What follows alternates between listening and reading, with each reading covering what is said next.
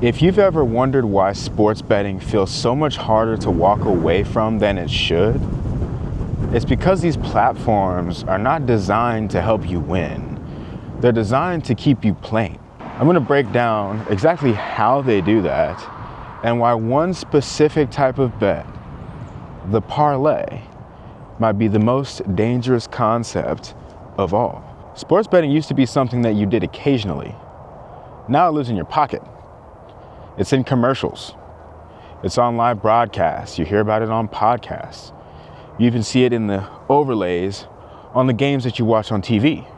Betting is no longer a part of an event. It's an entire environment.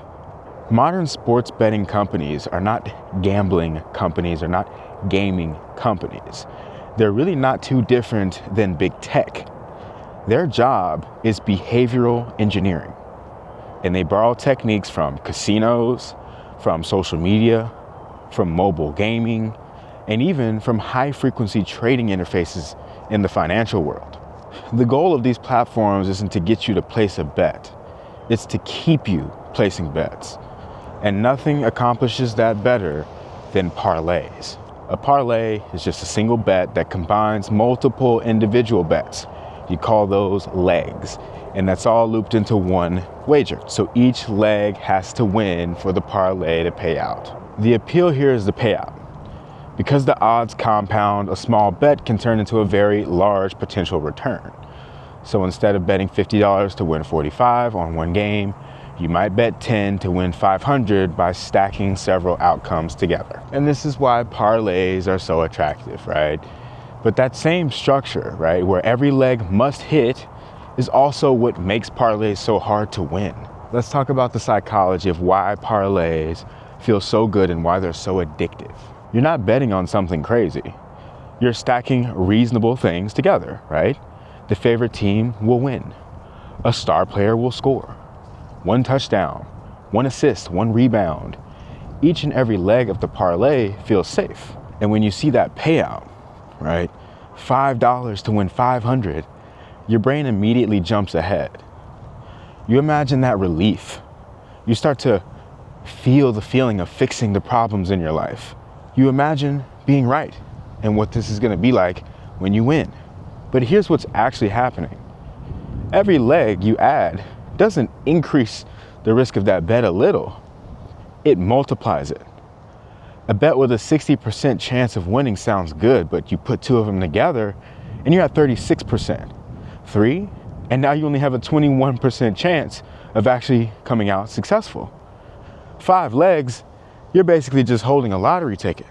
And sports books know this, right? That's why they push parlays so aggressively, because parlays dramatically increase the house's edge while also feeling safer to the bettor. This is where psychology takes over.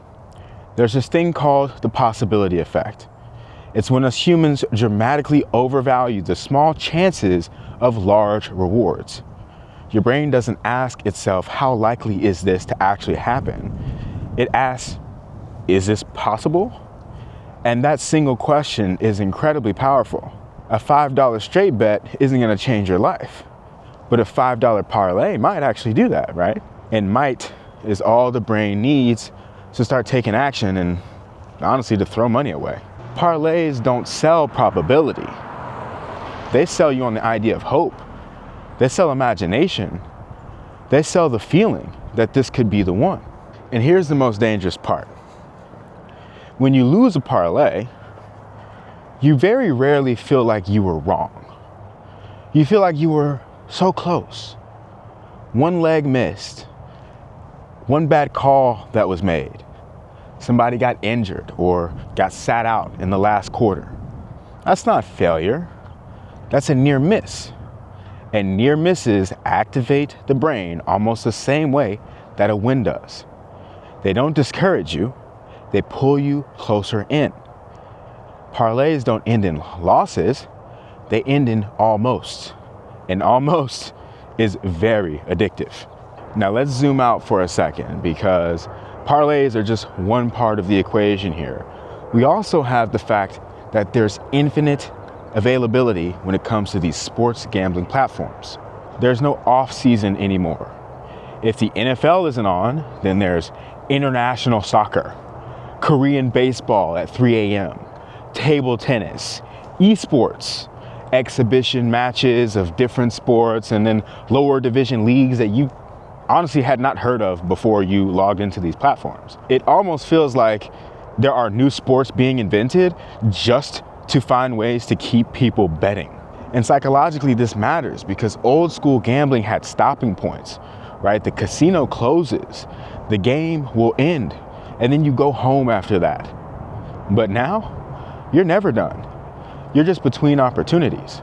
And then there's the money itself, right? When you're online, there's no cash, there's no chips in your hand, there's no physical exchange that needs to be made. Just numbers moving around on a screen.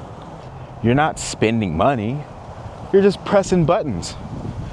And that means that the pain of losing is delayed, but the excitement of the possibility of winning is immediate.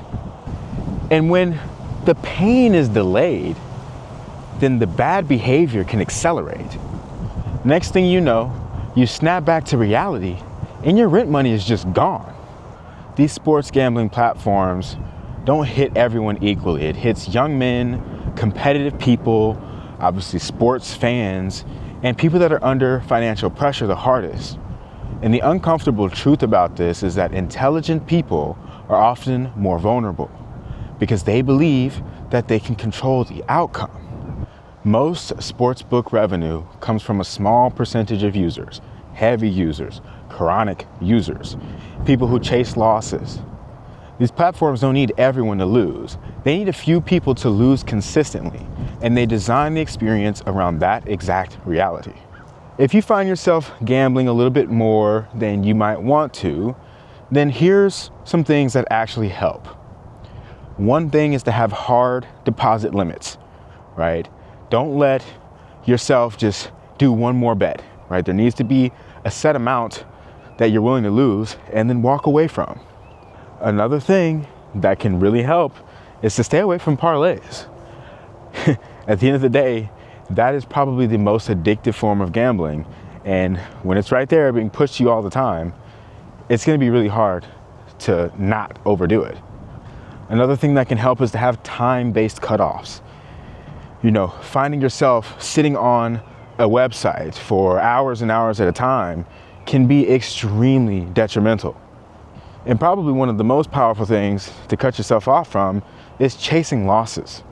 A lot of this isn't about pure willpower. It's really about avoiding systems that are designed to hurt you and building ones that are designed to help. If any of this sounds familiar to you, it's not that there's something wrong with you. It's just that you're playing a game that's designed to keep you hooked. And I personally think this is a really, really big issue. And it's something that's actually worth trying to solve. So we're actually building an app to help you monitor and control your gambling habits. And we're taking this seriously, so we're actually giving the first 500 people who sign up for our waiting list a free year of access to our app called No Dice. You can find a link to the waiting list at the first link in the description down below. So check that out.